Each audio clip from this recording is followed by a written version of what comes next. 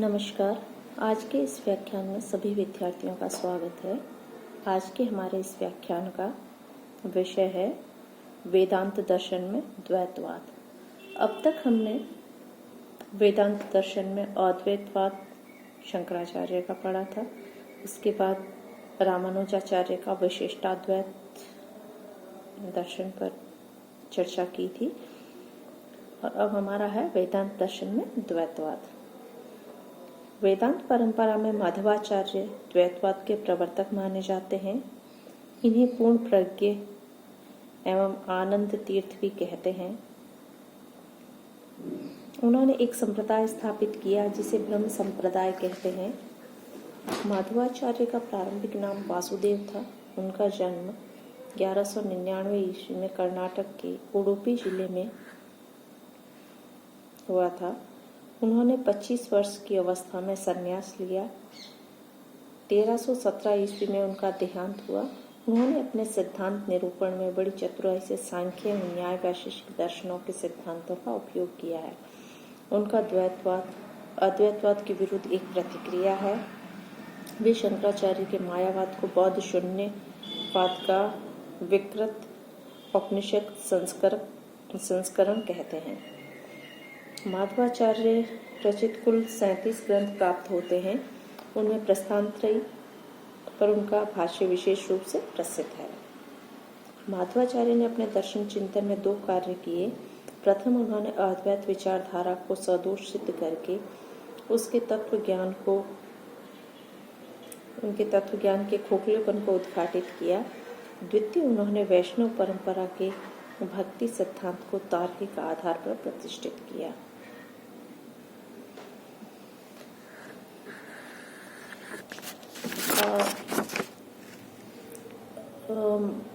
द्वैतवाद की तत्वमीमांसा।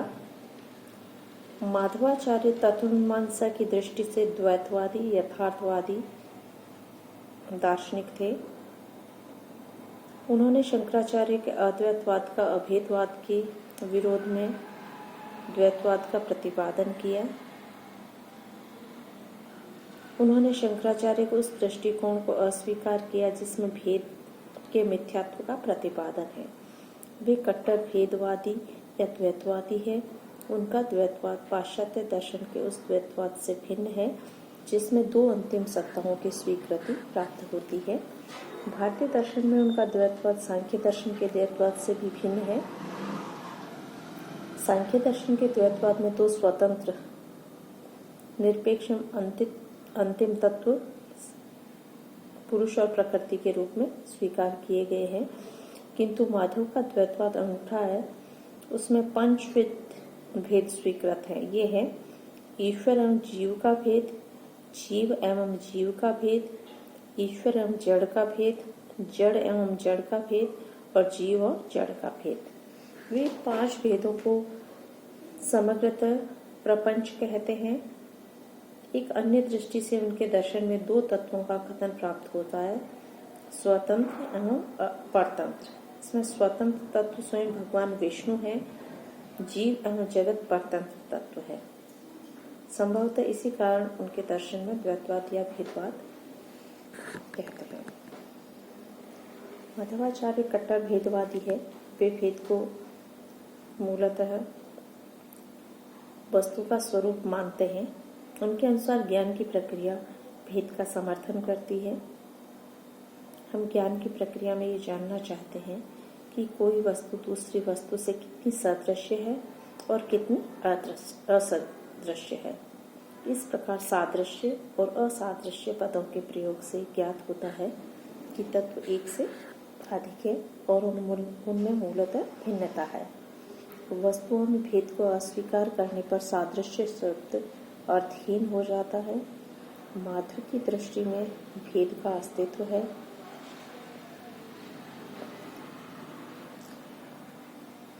वस्तुओं में भेद को माधव की दृष्टि में भेद का अस्तित्व है। वह धर्मी और सत्य है। भेद वस्तु का स्वभाव है।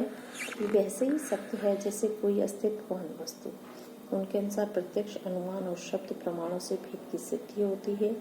उनमें भगवत गीता, ब्रह्मसूत्र, के उपनिषद तथा वैष्णव श्रुतियों में भी भेद का समर्थन किया है।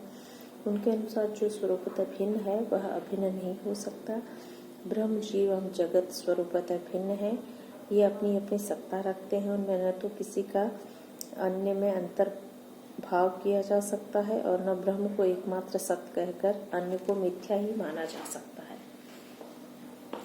माधव दर्शन में 10 पदार्थ स्वीकृत हैं। ये है द्रव्य, गुण, कर्म, सामान्य, विशेष, विशिष्ट, अंशी, शक्ति, सादृश्य और अभाव। द्रव्य वह है जिसका परिणाम और अभिव्यक्ति के रूप में परिवर्तन हो, जिसमें उपादान कारणत्व हो, उसे द्रव्य कहते हैं। द्रव्य संख्या में 20 है। परमात्मा, लक्ष्मी, जीव, अव्याकृत, आकाश, प्रकृति, त्रिगुण, महत्व, अहंकार, बुद्धि, मनस, इंद्रियां, तन्मात्र, भूत, ब्रह्मांड, अविद्या, वर्ण, अंधकार, वासना, काल और प्रतिबिंब। परमात्मा साक्षात विष्णु है और वही एकमात्र स्वतंत्र तत्व है। और लक्ष्मी परमात्मा की दिव्य भार्य है और उनकी शक्ति है।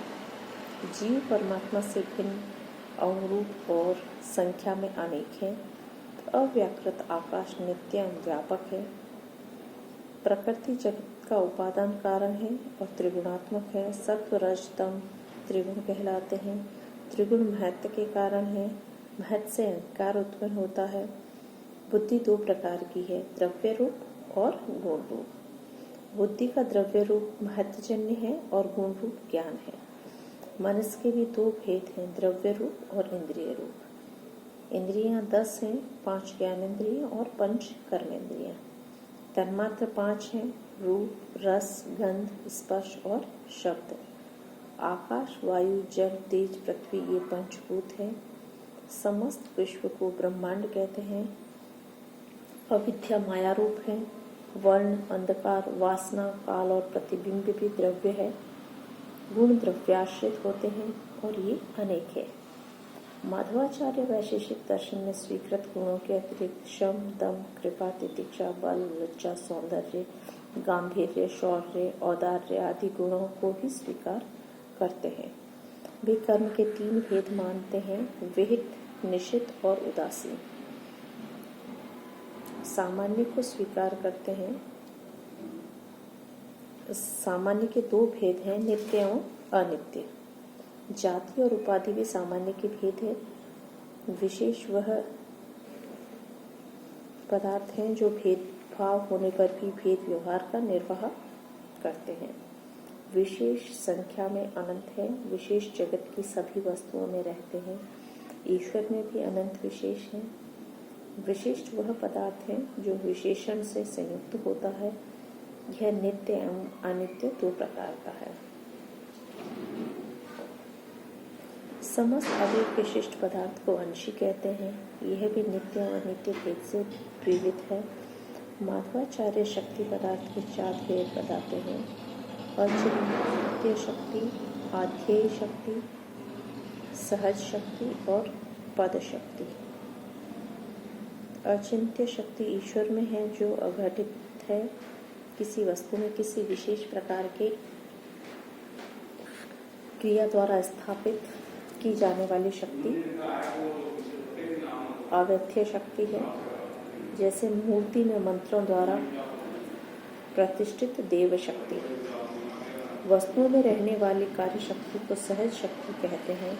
यह नित्य और अनित्य भेद से 2 प्रकार की है। पद और पदार्थ के बीच संबंध पद शक्ति है। समानता का ज्ञान सादृश्य द्वारा होता है। इसमें भी 2 भेद हैं, नित्य एवं अनित्य। मुक्त जीव का ईश्वर के सादृश्य को प्राप्त होना नित्य सादृश्य है। गाय, गवय आदि का सादृश्य अनित्य सादृश्य। माधवाचार्य न्याय दर्शन के समान ही अभाव के 4 भेद स्वीकार करते हैं, प्रागभाव, प्रध्वंसा भाव, अत्यंता भाव और न्यूना भाव। ब्रह्म विचार। माधवाचार्य की द्वैतवादी तत्व मीमांसा में ब्रह्म ही एकमात्र स्वतंत्र तत्व है।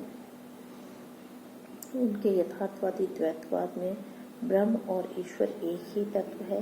ब्रह्म ही एक मात्र निरपेक्ष सत्य एवं परम तत्व है जो सर्वगुण संपन्न है। ब्रह्म ही नारायण, हरि, ईश्वर, परमेश्वर, वासुदेव, परमात्मा और विष्णु आदि नामों से जाने जाते हैं।